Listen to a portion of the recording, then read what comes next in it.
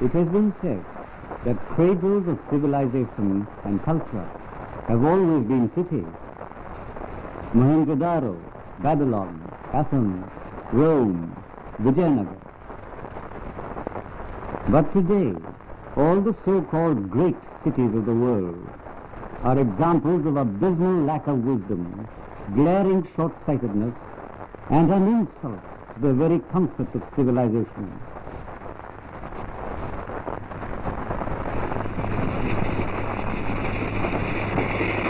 The bigger a city becomes, the more filthy and obscene it becomes.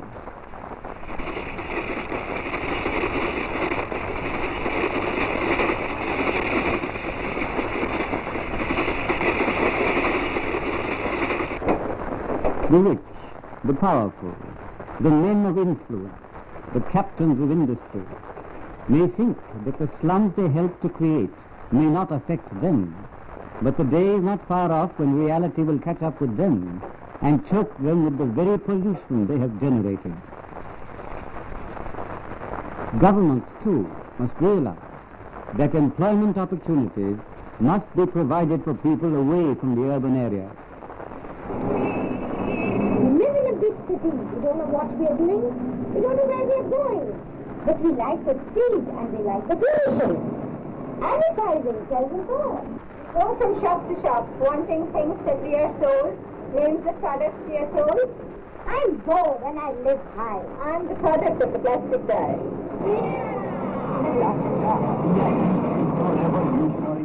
We are inflicted by the sellers of dreams and fiction. Those who tell us that this is better than that, or that is better than this. Indeed, so powerful is the impact of advertising that needs are created which are unnecessary. The mind of the average man is constantly bombarded with alluring visions of a better way of living, which in no way contributes to an improvement in the quality of life. I am the common man. I somehow get to work and make both ends meet. I see what I am shown and I hear what I am told. I carry out orders and I try to fit in a row. I am eager to buy a TV. But there are so many TVs in the market. I find it very difficult to select one.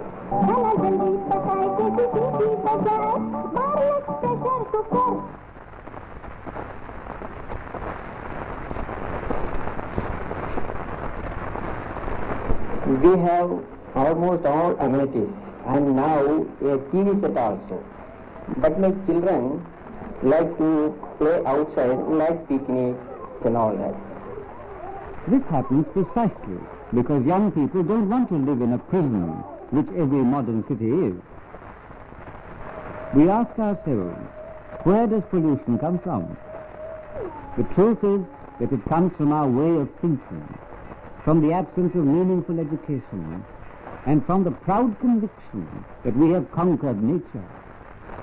And we tend to identify our superiority over nature by glorifying a push-button society.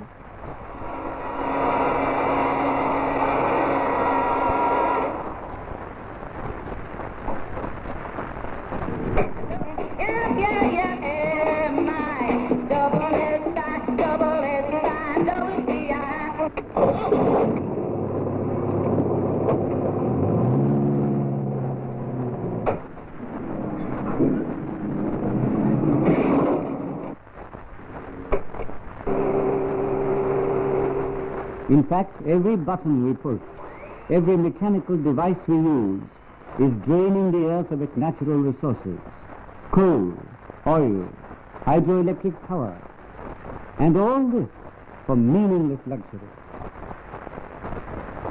In this age of technology, the prosperity of a man is measured by the number of motors he can run. And this has brought us to the brink of an energy crisis. The energy crisis is not the cause of the problems we face today.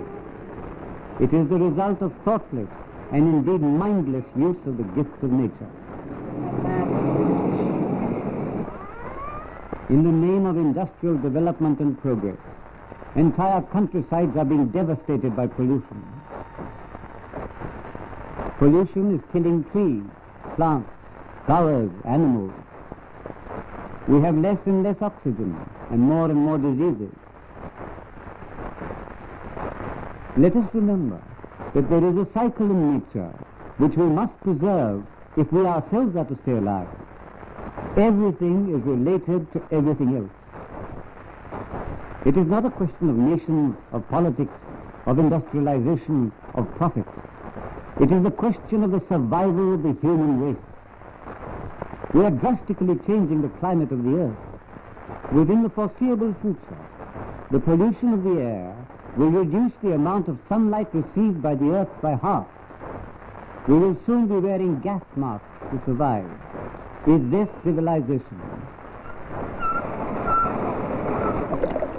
What we must insist upon is the positive side of technology, because pollution can be eliminated if industrialists and governments are determined to do so. This will be possible only when we, the people, demand it.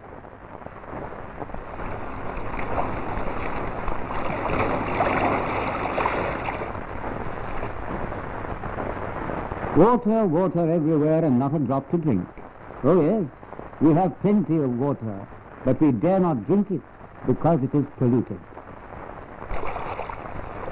The rivers and the oceans of the world are today the biggest dumping grounds of garbage, sewage, and industrial wastes.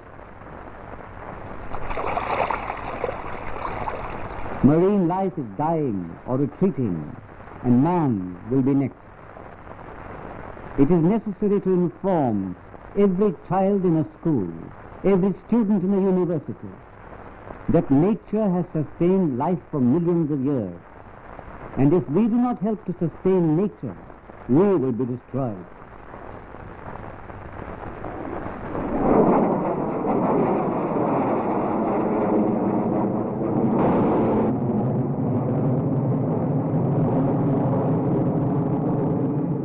In a city, the greatest single cause of air pollution is the automobile. The champions of technology have already discovered sources of locomotion other than the internal combustion engine. Why are they not being put to use? Has the greed of man no bounds? Listen to this noise. Cannot the authorities put a stop to it?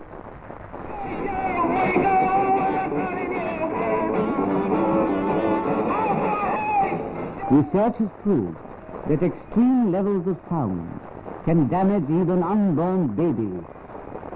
This generation is going to have to choose between automobiles and human beings. Perhaps most families have too many of both.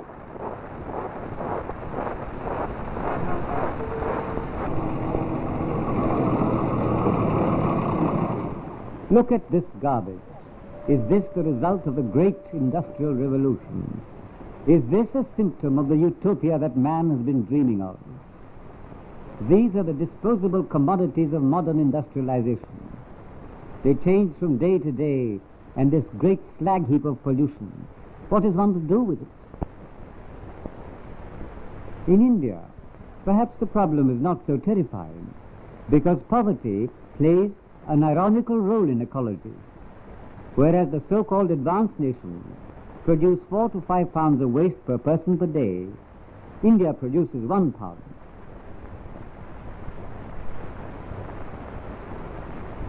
Because of India's chronic unemployment problem and poverty, recycling of waste products is achieved with surprising efficiency. In the city of Bombay alone, about 10 to 15,000 people earn their living collecting wastes and helping to recycle them. But this needs to be done in a scientific and hygienic manner.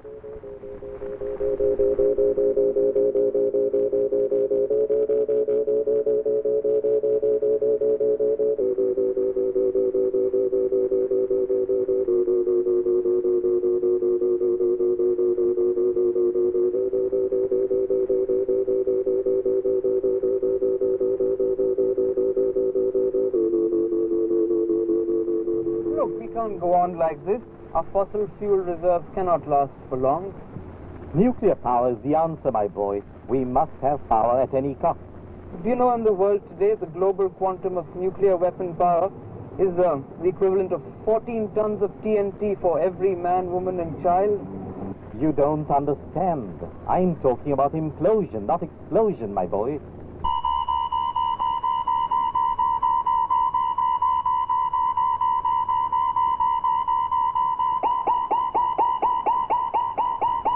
Do we in India know enough of the hazards of radiation? Radiation can result in genetic mutation, even in the end of human fertility.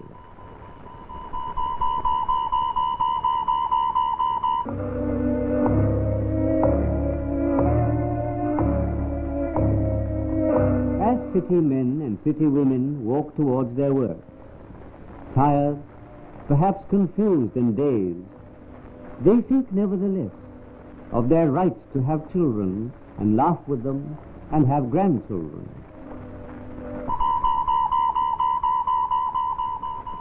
Yes, but in the words of a child, we have a museum in which we see children different to ourselves.